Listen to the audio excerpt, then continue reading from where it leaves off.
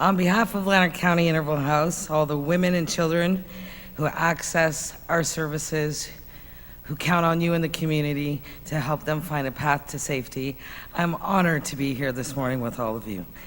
It's not very often, I have to admit, that I get an opportunity to go to church. That is by choice, my path. As a kid, I went to St. Stephen's United Church. I taught Sunday school, I sang lots, and I got caught up in another path in my life, and I take my spiritual creator with me everywhere I go to deliver messages about the good in all of us. Because frankly, this issue of violence against women, it's really not about trying to separate who's good and who's bad, who does right and who does wrong. It's really about all the realities around our humble choices that we make in our lives, and we can make them different. And we make mistakes, and we can admit those mistakes, and we can take responsibility, and as a community, we can move forward. So I'm honored to be here. As we embark into the season of Advent, which gives us several gifts and teachings, one of the strongest is hope.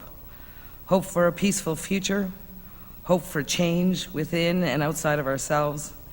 And as we gather as a community, we lean on each other in hopes of strength and leadership, fellowship, and meaningful change.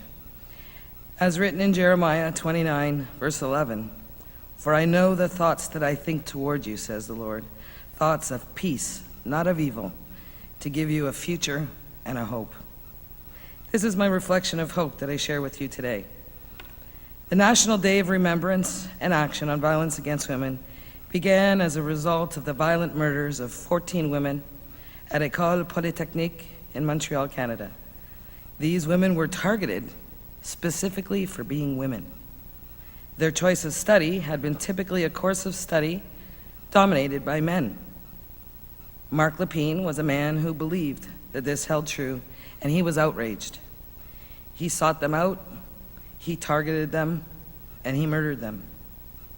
In Ontario alone, since 1989, more than 500 women and children have been murdered at the hands of abusers. What does this mean to you? What does it mean for the women and children of Lanark County? What it means is that 13 women and children in Lanark County and the town of Smiths Falls have also had their lives taken quickly at the hands of abusers. Thousands of women have accessed local shelters and community supports. We respond to over 2,000 crisis calls a year in our agency. We see over 400 families through our outreach services across Lanark County and the town of Smiths Falls. We see over 100 women and their kids access our shelter, which is only a 15-bed shelter in this community.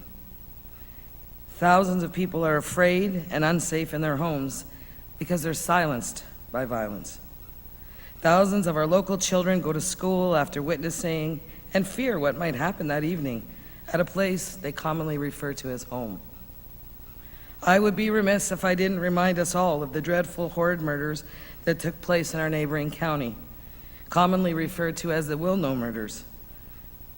And the verdict will be read and delivered, the sentencing, will be read and delivered this week, December 5th and December 6th. Isn't it something that December 6th, the National Day of Remembrance and Action, is the day that the final closure will happen on this trial, this senseless murder that happened in our neighboring community. Let us not forget that it happens in our own county, and that over 18 months since the Wilno murders, we've had several injured, 2 lives have been taken locally, not to mention murder-suicides in Lennox and Addington. And there is violence happening in other communities. I am so proud of this church that you have a Sabbath, a Rainbow Sabbath, because the lives of transgender community, loss and fear have come to be expected as part of someone's life. And that you honor the traditional land that we're on as our Indigenous sisters continue to be missing and presumed murdered. Well, we've made all kinds of significant gains since 1989. It's time to take action and shift the attitude and behavior of our systems and our community. The time is now. This year, to honor National Day of Remembrance, I am reminding you about a new campaign And the campaign is called See It, Name It, Change It. And you can pick this card up if you're interested to learn about See It, Name It, Change It. This campaign was designed as a result of what we call commonly the rural forums, where we gathered groups of people, 4 different places, to talk about how do we as a community address the issues of violence in our community. And it really is about seeing it, naming it, and once we do that, we can begin to change it. Why this campaign and why now? Because we could have done this a long time ago. Long gone are the days of localized issues and trends in one lonely community. Social media and the internet have helped us connect faster and wider across many communities. We are learning that #MeToo is as much ours as it is our neighbors and our closest cities. Truth and reconciliation is rooted in our towns as well as across our country. Yet murdered and missing Indigenous women and girls is still happening. Incidents of sexual assault are being discussed everywhere, from bathrooms to restaurants to corporations and in Smiths Falls.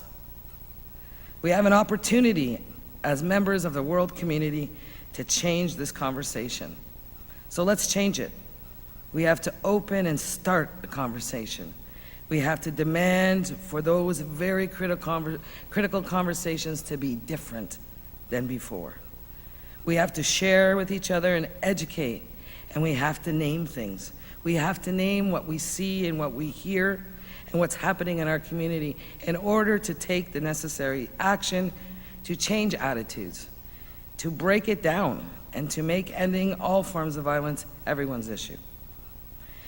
I want to be really candid because lots of people think about anti-violence advocates like me who've been around for a really long time and now have to wear glasses in order to read in church. We're these radical feminist lesbian men haters. And somebody's smiling in this room because you know you've heard that and you might have actually thought it. And I want to tell you that men are part of the solution. Well, I know that 96% of violence that's perpetrated against women is perpetrated by men. That doesn't mean that I don't think that there are good men. It doesn't mean that I don't think good men are part of the solution to ending violence and changing attitudes in our community. So I want to offer all the good men in this church, in this congregation, I want to offer you an opportunity to demonstrate it, to walk that talk. This is the Moosehide campaign.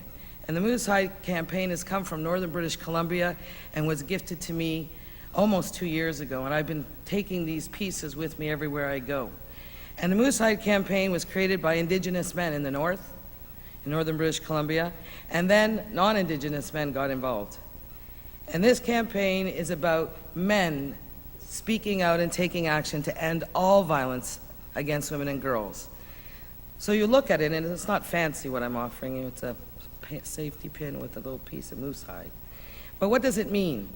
It means that a man takes this off a piece of paper, reads this card to himself, and puts it on his jacket or on his hat, or the other day the ED of the United Way had it on his belt.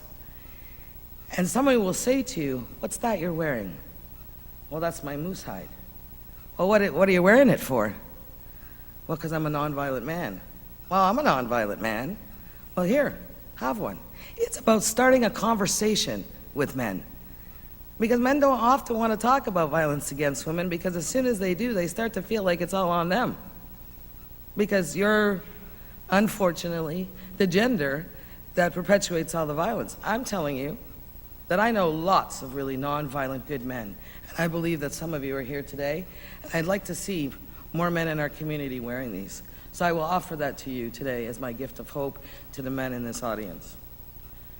Every year, people gather and they remember December 6th.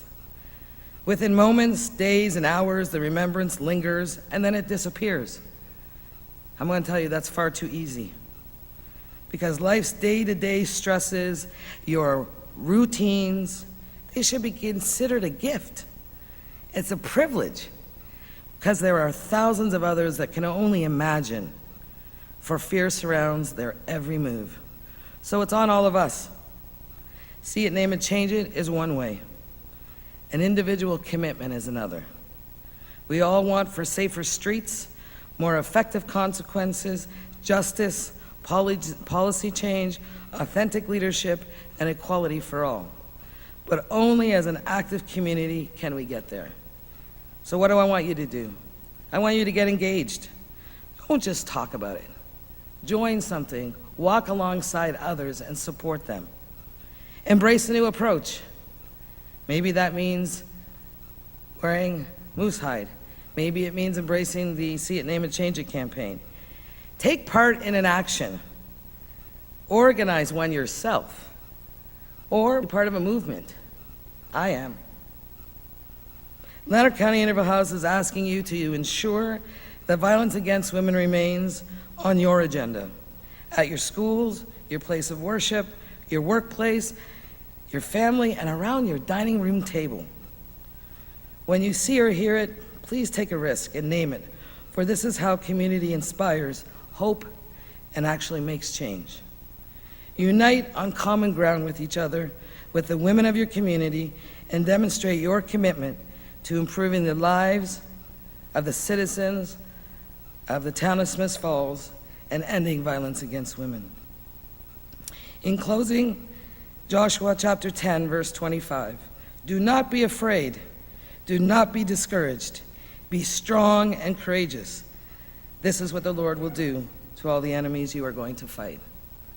Thank you very much.